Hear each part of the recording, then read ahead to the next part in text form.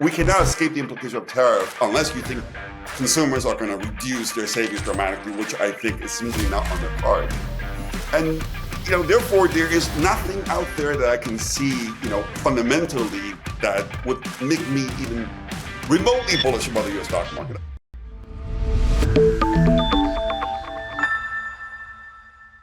Hello, everyone. Welcome to Wealthion. I'm Maggie Lake, and joining me today is David Wu, the CEO of David Wu Unbound. Hey, David, thanks so much for being with us. Thanks for having me. So before we jump in, just a reminder to everyone who is listening, if you have any comments or questions, please drop them below. We'd love to hear from you. And if you want to take a fresh look at your asset allocation, you can get a free portfolio review from one of the advisors in the Wealthion network. Just go to wealthion.com/free. And I think we're all thinking about looking at our investments and our allocations a lot more closely, David, because there's so much going on. There's so much uncertainty. We talk about this all the time. And of course, front and center now is the conflict between Iran and Israel, just adding to everything else that's on investors' plates. What's your view on the state of play in the Middle East and what it might mean for the markets? Yeah.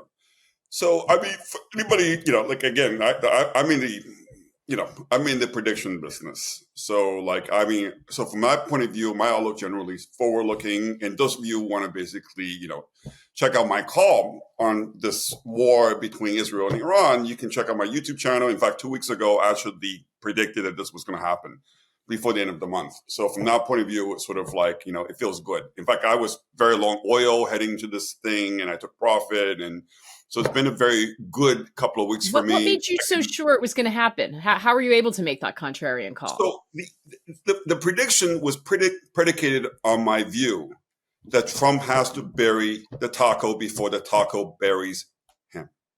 Okay. Now, as we know, that Trump is a maximalist negotiator, and it worked for him very well in his first term. The second term, it hasn't worked for him as well because the problem is that his reputation precedes him. So, typically what happens when somebody realizes you're dealing with a maximalist negotiator who means who starts high, basically with high demands or low offers and so on and so forth, you just basically wait him out. I mean, this is why sort of the whole taco business was almost inevitable. Now, the question, of course, there was no doubt that Trump had to restore his credibility because he's got another almost 4 more years to go. From that point of view, if he becomes known as the taco, he's done. Okay. So then you say, well, how is Trump going to regain his credibility?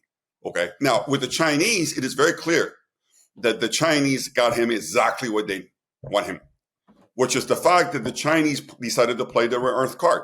And that's it. There was no way Trump can get around that. The fact is that China controls 90% of the processing of rare earth. The fact is that without Chinese rare earth, the U.S. car industry will be shutting down. The U.S. defense contractors will be shutting down. So in the end, Trump went from 145% tariff down to 10% because the Chinese had him exactly where they wanted him. And Trump was only too stupid to fall for it in the first place. So in any event, there's no doubt Trump can no longer play the madman card with the Chinese because it doesn't work on them. And then if he wants to escalate this, he's going to basically, crash and burn the U.S. economy first. And I think, now we know he's not prepared to do that. So with China, you cannot, he's taco and that's that. Now, and then you say, well, what about with Russia and Ukraine?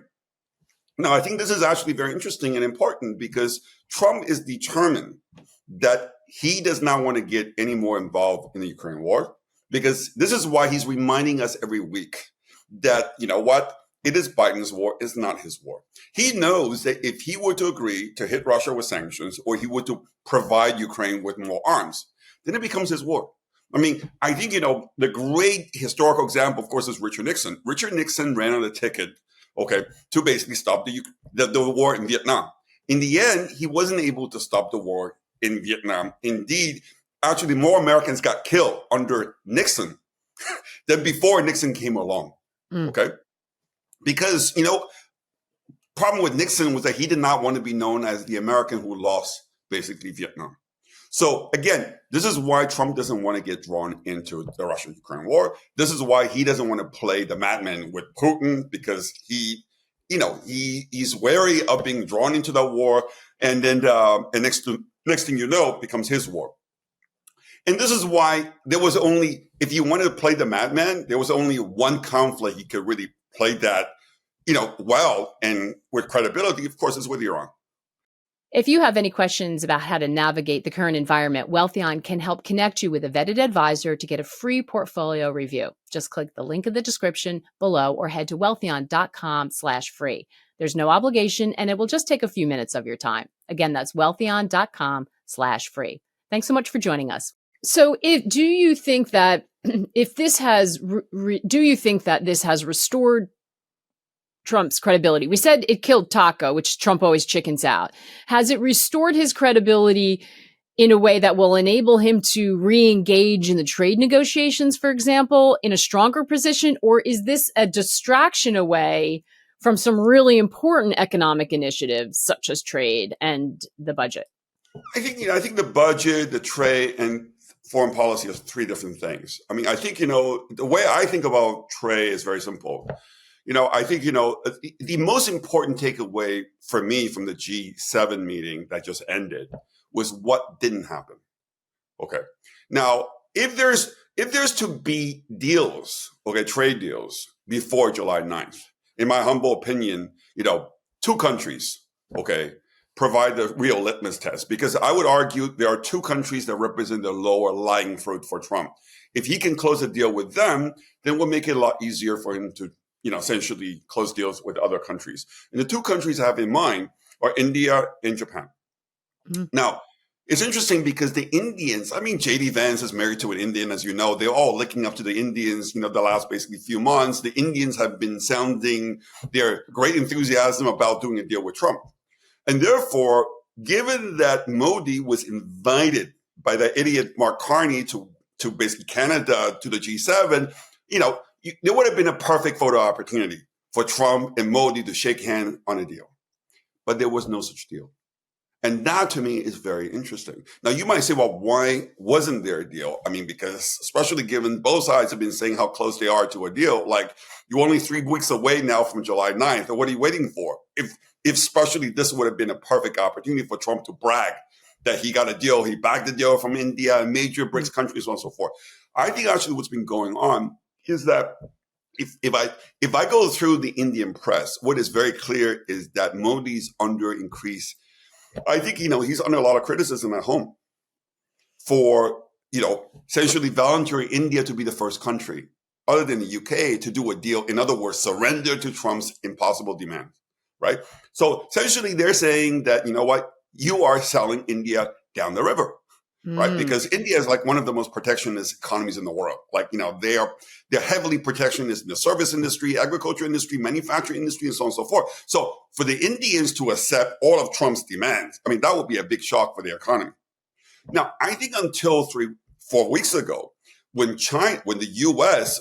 still had a 145% tariff on Chinese imports, the Indians were thinking this is going to be amazing, because if Trump basically maintains the 145% tariff on Chinese imports, then all of the basically direct foreign investments that are currently in China are going to get diverted to India. So they thought that there was a lot of upside for India to become Trump's basically best friend by embracing his demand. Now, of course, meanwhile, the tariff on China has been lowered from 145% to now only 10%, as you know. And so therefore, the Indians probably are looking at this whole thing and say, well, listen, what's the upside for us? You know what? Is this going to be enough to get Apple to basically shift all their production to India?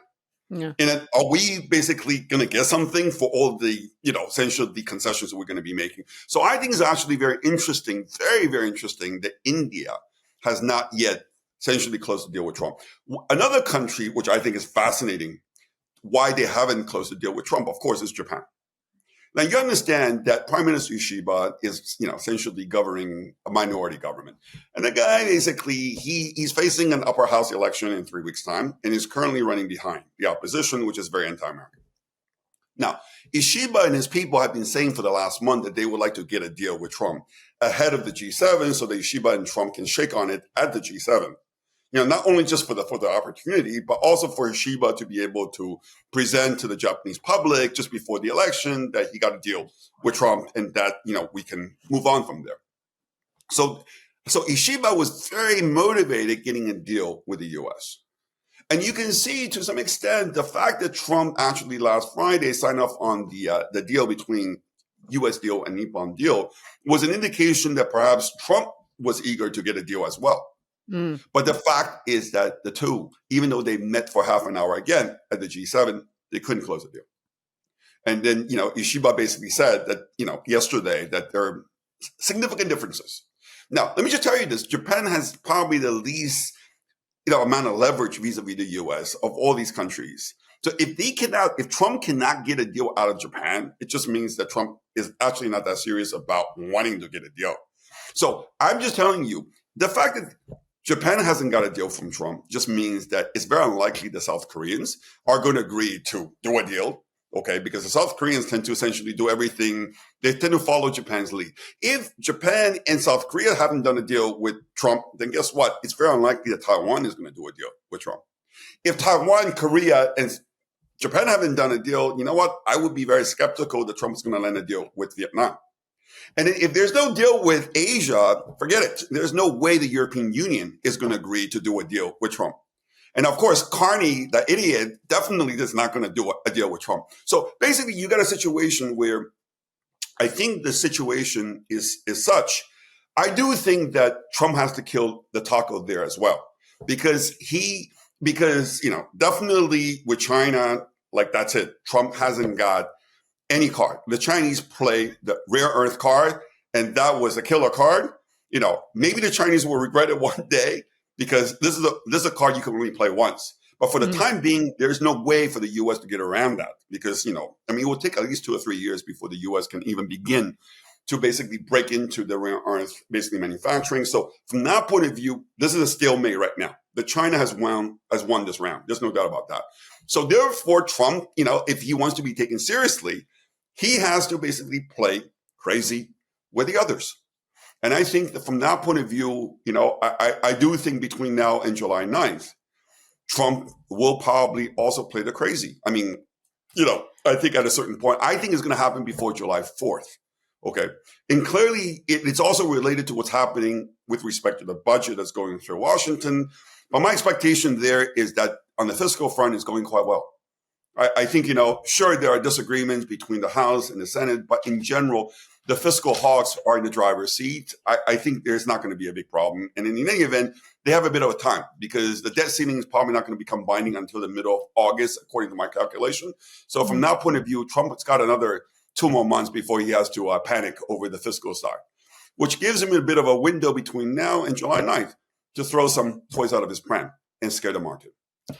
So that's okay. So that's short term, a lot of headline risk. If it sounds like he's on his back foot, the administration's on their back foot with the tariffs, what is the economic and market impact of that? I mean, are we going to see, if we have no trade deals and we see higher tariffs, does he ratchet them back up? Even if they're at 10%, do we start to see that bite the economy? Yeah, I wouldn't characterize this as Trump being on the back foot with respect to trade. Trump actually thinks that this has been the best thing he's ever done, actually. I mean, you can think about this like over Ukraine and Russia, it's been a failure for this presidency so far. Vis-a-vis China, it's been a failure so far. And so from that point of view, like this tariff thing, is bringing in $1.3 billion of tariff revenue every single day. I mean, that's $1 billion more than what the U.S. was collecting before the trade war started. So that's an annualized rate of $365 billion, Maggie. I mean, I don't think Trump thinks that is actually means that he's on a back foot. Who's paying that, though? Is that going to be paid by American consumers? No, we can talk about that in a second. I agree with you, but that's what we're going to come to. But the point here is that for the time being, I mean, the economy, the first quarter, the economy contracted. The second quarter, naturally, because of what's going on, you're going to get a bit of rebound and so on and so forth. So right now, we're still sort of in this kind of, sweet zone, if you like. Okay, that it looked like, tariff hasn't been such a bad thing for growth. And then we haven't seen that in inflation numbers. So at this particular moment in time, Trump does not view tariff as being a bad thing. He's probably like thinking this is like the best thing ever happened. No, you're right. In the end, what really matters is what happens in 3 months' time. Because so far, we haven't seen much pass through, but it doesn't mean it won't. But I think what is very clear to me is this.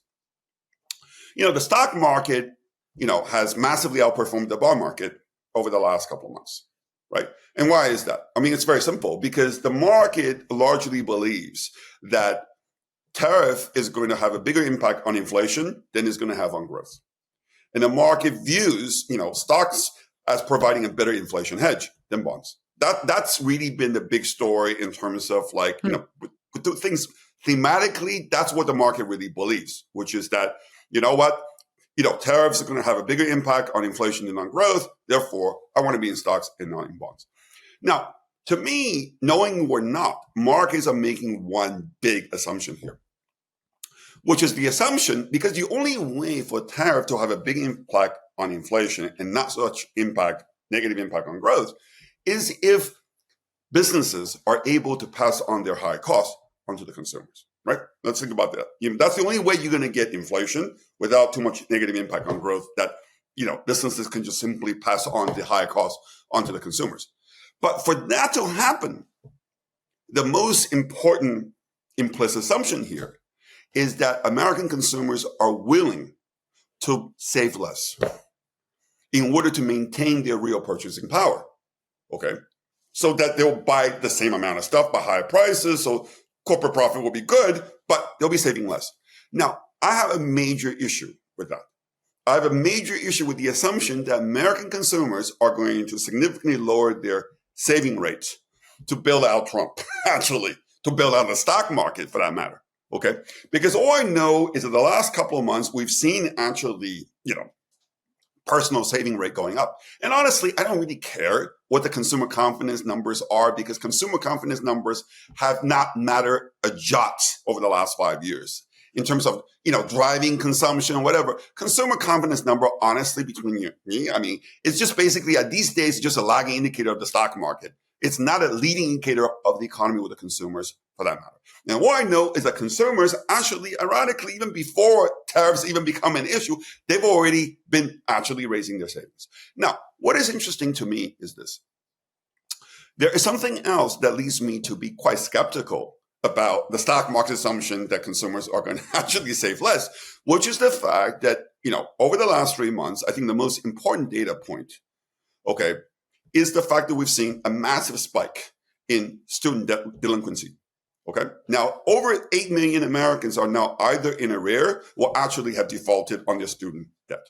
Now, this did not happen overnight, obviously, because this happened essentially, after the 2023, ruling by the Supreme Court that essentially, as you know, that has reversed the student debt forgiveness that was decided under basically Biden. But what is interesting is that, so from September 2023 to September 2024, there was a grace period. So students had some time to basically meet their payments. And then their repayment history performance has not become publicly available until 2 months ago. Okay. In other words, until 2 months ago, credit card companies, lenders had no idea whether somebody's actually paying or not paying their student debt. Now, I think what's happened now that this data has become publicly available, I think that is actually dragging down the credit scores. We've seen actually we don't have a very good time series history of FICO score, but definitely the last reading we had was quite a bit lower than, 3 months earlier or compared to a year ago. So I'm thinking that maybe, those who have fallen behind on their student debt repayment are now going to struggle to actually borrow more on their credit cards or take out auto loans and whatnot. And that's going to constrain their credit access. And that's going to actually limit their ability to reduce their savings. So all in all, what I'm saying to you is that, obviously this is all moving very slowly, but my big focus in terms of US data reading has been sort of the weekly, consumer borrowing data that's released as part of the Federal Reserve's weekly data dump on commercial bank balance sheet. And that is clearly suggesting a deceleration of borrowing. And that, I think, is a very, very important thing, because if that continues, that will suggest that business will not be able to pass on, the higher costs onto the consumers, which means businesses will have to take it on their own margin. And that obviously would be a problem for the earning estimates. I mean, to me, it's just hilarious and ridiculous that Wall Street EPS estimates for S&P 500 this year is still up 6%. I mean, where did they come up with these numbers, these idiot, basically, analysts? But, how is it possible the economy is going to grow like 1.5% and then earnings growth is going to be at 6%? I mean, it just tells you it is. I mean, but again, there are a lot of, right now the equity rally has been driven by, I'm sorry to say, dumb money. I mean, a lot of retail investors are piling in thinking that, wow, everything's going to be great. I mean, the honest truth is we haven't seen this kind of massive retail inflow since the meme mania back in 2022. And I personally think it's going to end very badly. Anyway. Oof, that's always really rough to hear. So if people are sitting on a lot of exposure to equities, you think that's very risky as we head into the fall, because this idea that the negative fallout from tariffs will be inflationary and hit bonds, it's much more likely that it's going to be price-driven reduced consumer activity, and businesses having to eat the tariffs. It's going to hit earnings balance sheets, not the bonds, and that stocks will pay the price for the tariffs.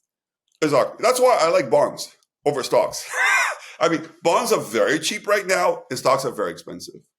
Right? I mean, for a reason I just explained to you, which is that the assumption in the market is that, we're going to see a lot of inflation, but very little impact on growth and operating margin. And I think it's exactly the opposite.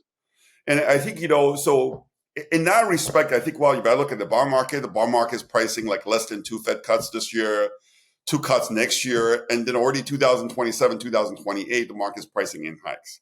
I mean, which is completely like wild and crazy in my humble opinion. So from that point of view, I think bonds are very cheap, whereas stocks are trading at valuation they're the most stretched since the dot-com crisis. Okay. I mean, the dot-com bubble. So I think from that point of view, like, I'm just saying, like, listen, I mean, there's short term. I advise, the biggest macro investors in the world today. I mean, like, total combined assets under management of my clients is over $4 trillion, right? I mean, so my guys, like, whether big hedge funds, big whatever, they're very short term. And I got to basically, like, and that's what I bring. That's the value I bring to them, is trying to be able to think long term and trade short term. But what I am telling them right now, and this is what I've been doing with my own money as well, I haven't been trying to short the stock market, because, like, when you have this kind of momentum driven retail frenzy into the stock market, I don't want to stand in front of a truck and get run over. But I am long 5-year notes, which I think are the most attractive part of the curve. And in a way, it does allow me to basically benefit. If the stock market does eventually have a correction, I'm going to make a lot of money either way. Except I feel like, because bonds are really cheap right now, it's better for me to be long bonds than to go short stocks, especially up against the momentum I can get. But you wouldn't be. It sounds like you would not be sitting for people who may need their money in 5 years. You would not be sitting on a big equity on big equity exposure. You're not shorting them, but you're not long them. Yeah, I mean, exactly. I think everything in terms of, like, my benchmark, whatever your benchmark may be, like, I think, for every investor in the world, including retail investors, you got to basically think about returns in terms of, like, what's your benchmark you're using? Are you outperforming your benchmark? You're underperforming? So, like, most hedge funds, for example, I mean, their benchmark is 3-month Treasury bills. So their job is trying to beat, 3-month Treasury bills. And then on a risk-adjusted basis, that's reasonably attractive, right?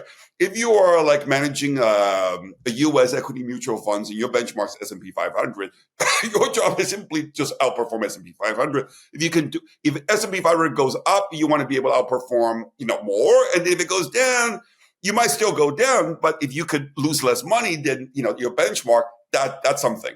The same thing with, like, I think retail investors, like, if you are a retail investor and you got, let's say, a 40-60 kind of basically benchmark, which is like, you think that you want to have 60% of your money in stocks and 40% in bonds. I mean, that's your benchmark. So what I would be arguing right now is that you want to think about like being overweight bonds and underweight stocks right now. I mean, but again, it really depends on your time frame, you know. And Right. I That's think, why I'm saying if you need the money, you know, this is why time frame is always so important in these conversations, right? exactly. If you're asking me, oh, what this is what I should do like the next week or two, I don't know. I mean, I think, again, I think what I think is going to happen is that for the stock market to drop, okay, we need Trump to play crazy, and I think there's a pretty good chance he's going to play crazy ahead of July 9th, okay, because if he doesn't get his way on these tariffs, he's going to look really very bad. And then therefore, like I'm not saying after all, we know what happened the last time around in April when like after the Liberation Day went down to 4,000 and Trump probably was like panicking and so on and so forth. And that's how he acquired the taco thing. I think, can he mentally, essentially afford for this thing to go down to, I don't know, 4,000 S&P. I don't know.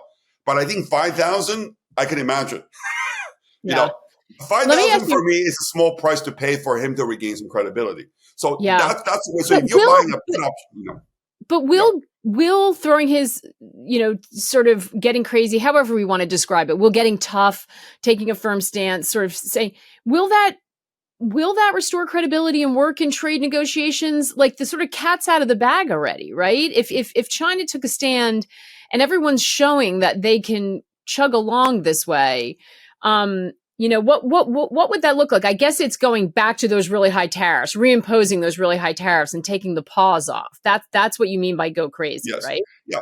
It would be like, like you wake up one morning, let's just say, I don't know, on July 1st, you wake up in the morning and Trump just basically says, you know what, nobody's come to me with a good enough deal.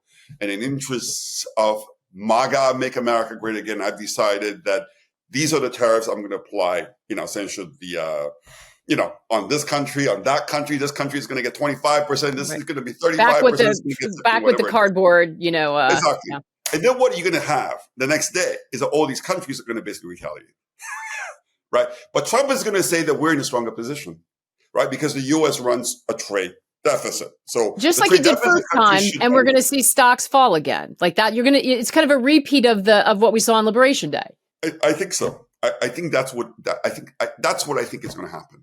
Okay, that's what I think is going to happen. Now, especially given the fact that, again, Trump has no cards to play against China right now. He doesn't want to get tough with Russia, right? And I think he feels like also, I think the fiscal thing is a major consideration because I think one thing Trump has learned the last 4 or 5 months. Because I think in a way that this whole taco thing, he obviously, is disgusted by the fact that, people, think of him as a taco right now. So from that point of view, like, I think, one thing I think, one nice thing I want to say about Trump is that he is capable of learning from his mistakes, right? Listen, I'm a professor of economics here in Israel. I teach game theory. I mean, game theory is a very big part of the way I think about the world in terms of how people react, people like Trump, right? For example, I mean, Trump is a smart guy. I think, Trump, has realized that he was getting himself entangled in too many, those kind of showdowns. When you are playing too many sort of all for nothing kind of thing, you're at risk of essentially losing all of them all because you just haven't got the leverage to stay in this kind of confrontational mode across all the conflicts you are involved in. So I think Trump now knows he has to basically pick his fight. And I think the fact, I'm thinking that he's thinking, well, listen, I've got to, the House has already passed the reconciliation bill. The Senate looks like, maybe you've got a couple people you still have to talk to and trying to get them on board, but it looks like the Senate's got a decent plan. So now it's just up to basically John Thune and Mike Johnson to work things out. And then he's got another 2 more months for that to actually, to bag it. Okay. So, and then he's thinking like, well, this and that. So he might, and then he's got the upper hand in his essentially I think with, obviously with Gavin Newsom, right? I mean, because it's very clear in the opinion poll, most Americans are behind Trump. So I would say Trump is winning on that front as well. And then so far, the Supreme Court has been quite sympathetic about quite a few things that were being, essentially disputed. But so therefore, I think Trump might feel that this is a moment. He's got pretty strong hand versus the rest of the world on this tariff. I think this is why, all things put together, he might decide to basically throw his weight around for a bit. And so it's so interesting, David, because it's, that famous line in the, in a past political campaign, it's the economy, stupid. That all works until the tariffs start to bite. And are you suggesting that as long as it's businesses and earnings and shareholders, people who own stocks that take the pain, it'll be okay? As long as the average consumer doesn't carry the cost of the tariff, then it's a win for Trump. Am I reading that right from you in what you're saying? As you and I know, like Trump has never been popular, essentially among, in corporate America. I mean, for God's sake, Trump started. Listen, let's be honest here. Yeah, Trump was, his father was in the business of building low-cost housing for low-income households, right?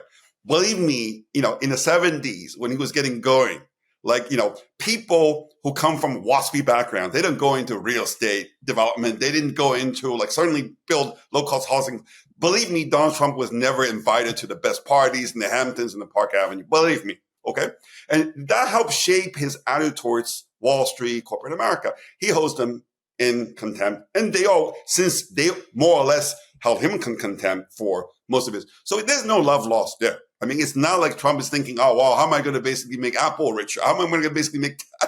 listen, Trump doesn't give a shit about these people. He cares about the little Americans, right? His interest is that... Now, what in the last 30 years, all I know is that if you look at GDP, right, the GDP as GDI, which is the gross domestic income, if you look at the share of gross domestic income going to labor, it's been going down, going to U.S. companies, been going up. And Trump has a major gripe with that. In fact, and a lot of people would agree with. A lot of people are sympathetic and would agree with that.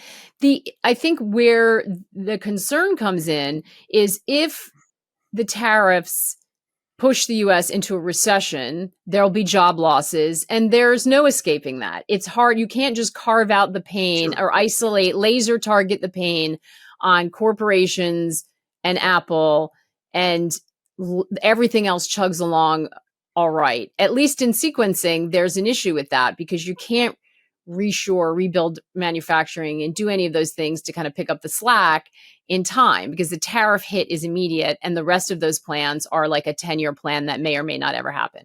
You're absolutely right. But I think Trump also sees this somewhat differently, which is he thinks about the counterfactual, right? So what does that mean, right? Just think about this. Trump has inherited... I've been saying this for a while. Trump inherited from Obama sort of a lot of low-lying fruit because under Obama was forced by if you recall, Obama was 2 years into his presidency. He lost the midterm election. The Freedom Caucus essentially played brinksmanship with him. And then the U.S. saw 6 years of fiscal tightening. Okay, under Obama's, basically 2 terms. So by the time Trump came along, the U.S. actually was sitting on a pretty healthy budget deficit. No thanks to basically Obama, he was forced into that position. Okay, now so therefore Trump was able to engage in fiscal easing, cutting taxes, and so on and so forth from a relatively strong fiscal position. Now, however, 4 years later, you look at the economy that Trump has inherited from Biden.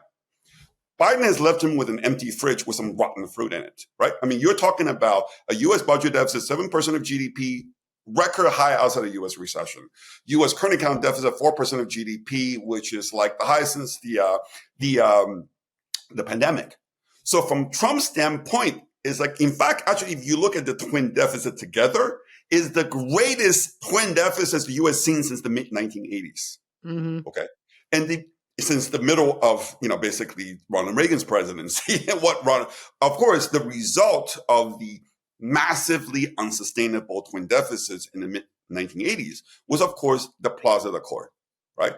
Essentially, the Plaza Accord, for, those reviewers don't know what it is, essentially the U.S., France, Germany, UK, and Japan basically all agree to coordinate a competitive devaluation, basically devaluation of the U.S. dollar. Now, you could argue, because at the time, all these countries thought that, the U.S. budget deficit was out of control, current account deficit was out of control. They were really very nervous that this thing was going to become a major destabilizing, essentially crisis for the whole entire economy. That's why they agreed to that. I would argue this time around, okay, I would argue Trump's trade war is the response to this massively unsustainable twin deficits Trump inherited from Biden. Because in a way, they couldn't do applause of the court, by the way, even if they wanted to, because there's no way Trump is going to be able to get all these countries, including China, to agree to allow the dollar to go down. That's just never going to happen. Too many countries. Like back then, 4 countries already, was practically 80% of the world. This time, it's like, well, the world is generally much more decentralized. So that was not going to happen. So in a way, I would argue that Trump had no other choice but to go down this path, in terms of the tariff war. Because in a way, whether it's tariff or devaluation of the dollar, what they achieve is basically a change in the relative price between goods produced in the U.S. versus goods produced outside, right? So there's no doubt that dollar depreciation helped essentially reduce U.S. imports, boost the U.S. export. So the U.S. current account deficit started to turn around and improve. And I have no doubt tariff is going to have the same effect. Except tariff has one additional benefit, which is that tariff also provides you with some revenue. And right now, when the deficit is running at $2 trillion, you need every penny you can get. Okay. And I think that's what it is, because so I think Trump, and I've been saying this for a long time,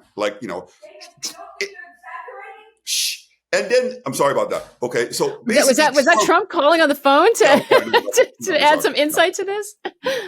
Well, but we're not going to go there right now. But the point here is that it doesn't matter. But what I'm saying to you is that I think Trump, whatever you might say about Trump, I think Trump understands just how precarious the twin deficits have placed the U.S. economy. And from that point of view, you could argue that the tariff war is resorting to, basically the last resort. And that, and then if he didn't do this, maybe we would have a worse outcome. Who knows? But again, that's what I'm saying. At this point, it's not like whether he should do trade war or no trade war, but it's rather if he didn't do this, what would happen? Right. Would it be better off and so on and so forth? It's not that clear to me. And this is why. That's so interesting, I think. It sounds like if that's the option, if that's what he has to do, in lieu of a Plaza Accord this time around, there are going to be higher tariffs, rather. It's just a matter of how high. And the casualty of that, if it goes the way Trump, the best case scenario is the casualty is the stock market, is earnings profits for companies. So we should expect that to be the case. I think so. I think, because in a way, you cannot square the circle otherwise. So, if the tariff is inevitable because of the twin deficits, and the tariff we cannot escape the implication of tariff unless you think consumers are going to reduce their savings dramatically, which I think is simply not on the cards. And, therefore, there is nothing out there that I can see, fundamentally that would make me even remotely bullish about the U.S. stock market. That's why the stock market right now is not the rally. There's nothing fundamental about this rally. Right now, it's all about, everybody thinks, tariff means higher inflation, and then stocks are going to provide better hedge because Microsoft has more pricing power than whatever it is. Let's go buy some more Microsoft or Nvidia and so on and so forth. So I think, again, that's why also because the equity rally has become more and more narrow.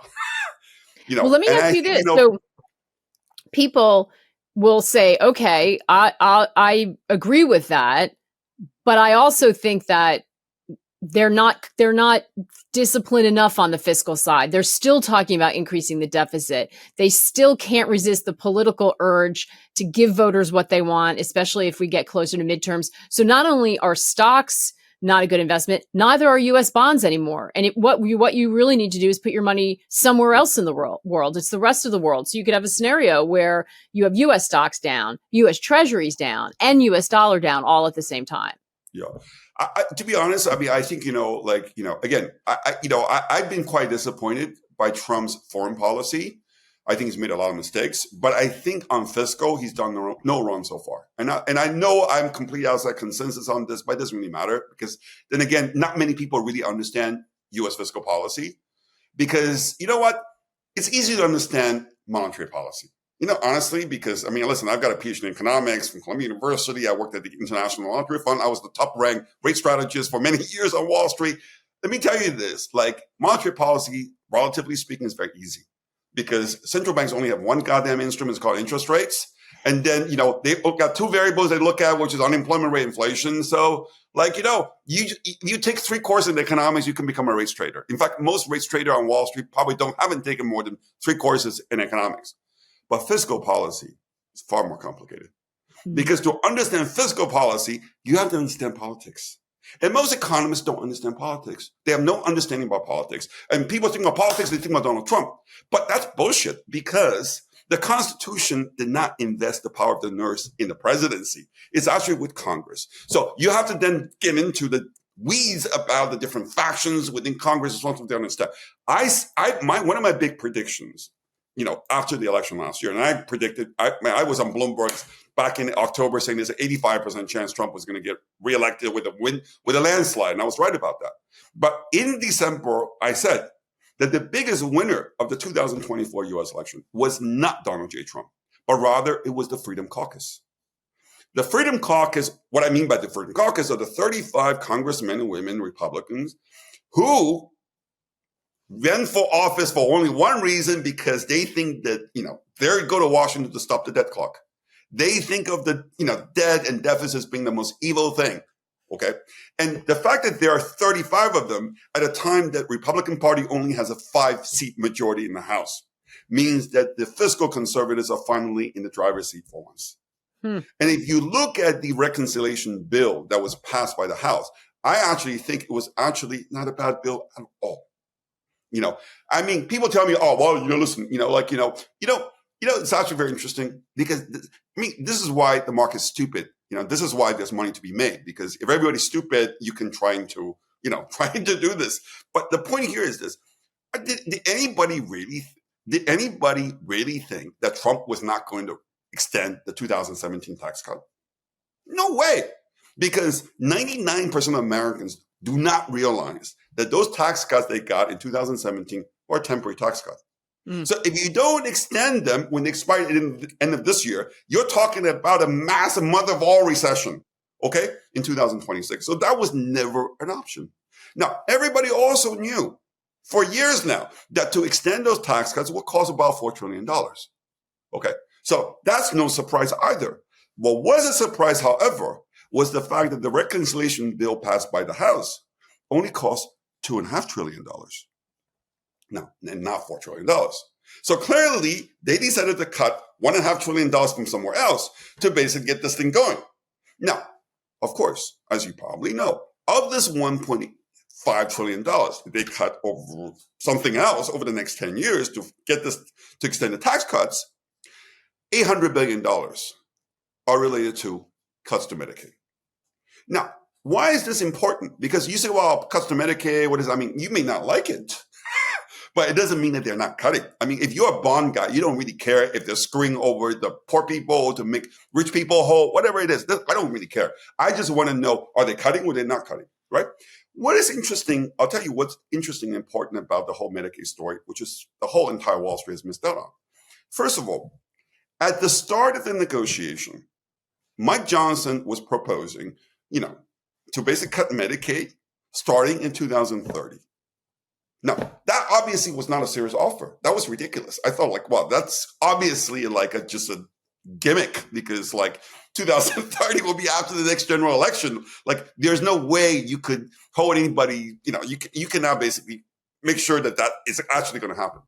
So after intense negotiation, and this is where the Freedom Caucus came in, they managed to get the president, the Speaker of the House, to agree to essentially bring forward the implementation of the Medicaid cuts to December 2026, just after the midterm elections. Now, why is that such an important thing? Because what it says to me is that regardless whether the Democrats are going to, win one house or two houses in the midterm, guess what? These cuts to Medicaid will become irreversible. In other words, unless they have a 2/3 majority in the Senate, the Democrats, they won't be able to actually overrule the presidential veto. Trump is going to be president for another 4 more years. So this is the reason why this was such an important, basically, concession made by Trump. And Trump has called himself, the biggest fiscal hawk in Washington. I think there's probably some truth to that. And this is also the reason why, except for one person, almost all the Freedom Caucus guys voted for it because they couldn't even believe that Trump agreed to it. Because only 3 weeks earlier, Trump said he wouldn't even touch mandatory spending, if you remember. Not only he agreed to cut Medicaid, he agreed to for the basically kicking already in December 2026. I mean, that is something because no U.S. president, in fact, no U.S. government has gone after mandatory spending in 40 years. If that doesn't impress the bond market, I don't know what should, because that is extremely impressive for me. Okay. And then we can talk about a lot of other stuff. But what I'm saying to you is that people just assume, oh, well, Trump he just wants to spend money and that kind of thing, and the deficit is going to blow up. Just simply, listen, again, it's not reflective. A lot of people, like whether it's Wall Street Journal, like all these journalists, they don't know shit and that kind of thing. The fact that they don't like the fact that these cuts are going to be hurting poor people has no bearing on whether the U.S. deficit is sustainable or not, whether Trump is trying to cut or not, and so on and so forth. The fact is, what's even more shocking to me, it says a lot about where Trump stands, fiscally speaking, is the fact that the 2026 budget he just presented to Congress, okay, that was already submitted 6 weeks ago, he's actually keeping defense spending flat, which is remarkable because he immediately came under fire from the defense hawks, the chairman of the defense committee and Congress saying that he's going soft on Russia, he's going soft on China, that he doesn't want to spend more on defense. That just gets to the heart of the matter. Trump wants to, in fact, cut discretionary spending by $165 billion next year. In fact, if this budget gets through, and again, this is coming from his administration and Congress will pass it, this will lower the U.S. non-defense discretionary spending to just 2.5% of GDP, which is the lowest in 40 years. Yeah. If that is not good enough for the bond market, I don't know what is. Honestly. So let me ask you two more questions. And this is outside anything we've been talking about. Bitcoin, crypto, much friendlier environment in the White House. Do you view that as a positive? Do you think it keeps wind under these markets and opens up financial innovation? Or do you think it's a bit of a storm in a teacup? And I think, honestly, one of the things I'm most disappointed with Trump and the presidency so far is that I think this whole Bitcoin thing, among other things, I think this administration is very corrupt. I think it's about promoting the interests of the Trump family. Okay. I think I find it disgusting, honestly. Now, I can understand maybe Trump, Trump's I think Trump's first presidency cost him money. I think, looking to recoup. Lost money. The Democrats almost bankrupted him. Okay. So maybe he decided to basically grab some money now. Just so that, he's going to make America great. And then, he wants to basically get paid. Okay. Back at least the basic, but I think this whole Bitcoin thing just smells really bad. It just smells really bad. This is about the fact that he got all this donations from the crypto companies. I think Biden hated not Biden. Biden was an idiot, so he doesn't understand a thing. But Janet Yellen hated, essentially Bitcoin and crypto, and for good reasons. That's why the SEC chair basically hated Bitcoin and so on and so forth. And then, so this is why all the Bitcoin companies essentially pour money into the Trump campaign. And now he's beholden to them. He wants to issue his own coin, his own family, so on and so forth. I just think that the whole thing just smells terribly. It says so much about American corruption because America is one of the most corrupt countries in the world, in my opinion, because Americans get away with it because it's legal. This is the kind of stuff that's legal in the country that is not in other countries. Okay. Yeah. And I just, so I don't even want to talk about Bitcoin because I just think that that's what it is. People are trading on the assumption that Trump wants to get rich on this and he's going to basically, whatever. But So but it's beware. I very mean, it disappointing comes up a because this lot. is the last thing you need. This is the last thing America needs right now because we've got a twin deficit. We need people to buy treasuries and not Bitcoin. We need people to buy dollar and not some alternative currencies. Okay, so if you really believe that the country's got a fiscal crisis, a dollar crisis, the last thing you want to do is to basically blow smoke up this bubble, and it's just terrible.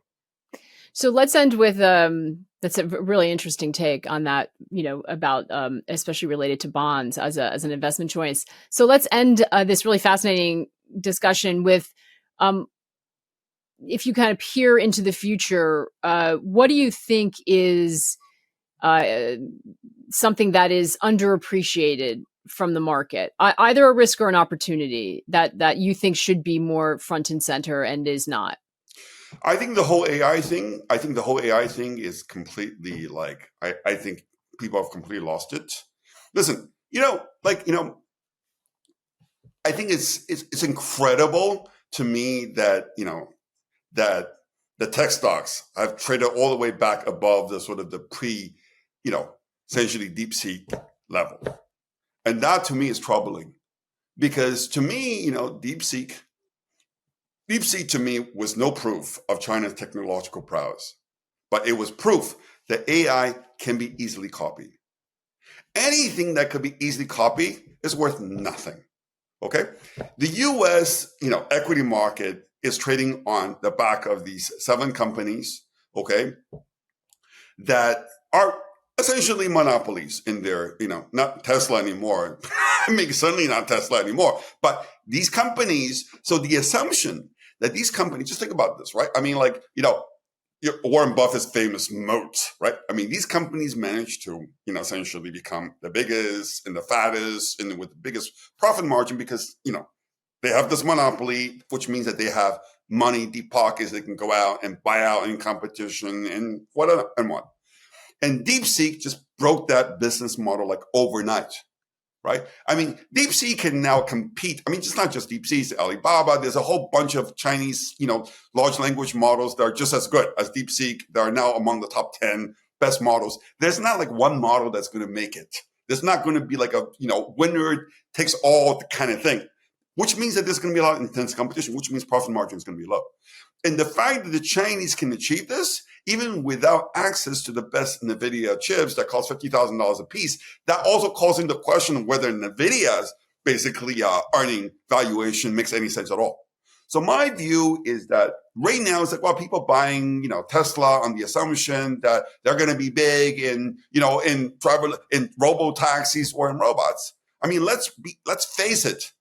I mean, Waymo, Waymo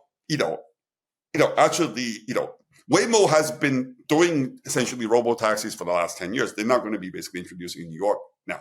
And then there have been very few accidents. And Waymo doesn't even make money. So, and Tesla says, Elon Musk says, well, he's going to do robo taxi. He's 10 years later. He wants to do robo taxi. He thinks that he can do it much better. And he doesn't have to. He said, well, Waymo is covered by all these sensors and cameras. His cars only need cameras because he's got the best AI models. I mean, come on, let's be realistic here. I don't think anybody can boast that they have the best AI model because that changes every single week practically.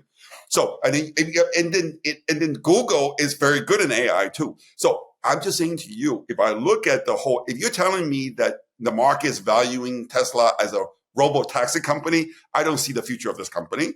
I see there's a lot of competition, including Chinese companies. There are 5 Chinese companies right now that are doing basically, that have already launched their own robo-taxis that are driving around China and so on and so forth. Yeah. That are ahead of basically Tesla. And talking about robots, I mean, come on. Robots, look at the Japanese, look at the Chinese robots. They're first-class robots. So I don't quite see. I voted for Trump partly because, I thought wow, it'd be great if I get Trump and I get Elon Musk too. And Elon Musk has been a big disappointment from the point of view that he's delivered nothing on Doge. I mean, he overpromised, underdeliver. I mean, it's crazy. I mean, how can you talk that big and deliver nothing? So now I'm starting to become very skeptical about what he's going to deliver on, robo-taxis, on robots, because if I look at the competition, the competitive landscape, I mean, Tesla really doesn't have that much of an edge at this point. yeah, SpaceX is a great company, so on and so forth, but, I mean, Tesla right now is a good example. A lot of retail investors think, oh, well, I mean, Elon Musk is amazing and so on and so forth. Lately he hasn't been that amazing. And I personally don't want to give him the benefit of the doubt. That's so interesting. And as we know, as goes that AI momentum, it has implications for the broader stock market. David, it has been absolutely fascinating having this conversation. I'm so happy that we were able to cover so many different areas of the market. And we really appreciate your time. You're welcome. Okay. Thank you so much. If you have any questions about how to navigate the current environment, Wealthion can help connect you with a vetted advisor to get a free portfolio review. Just click the link in the description below or head to wealthion.com/free. There's no obligation and it will just take a few minutes of your time. Again, that's wealthion.com/free. Thanks so much for joining us. We'll see you again next time.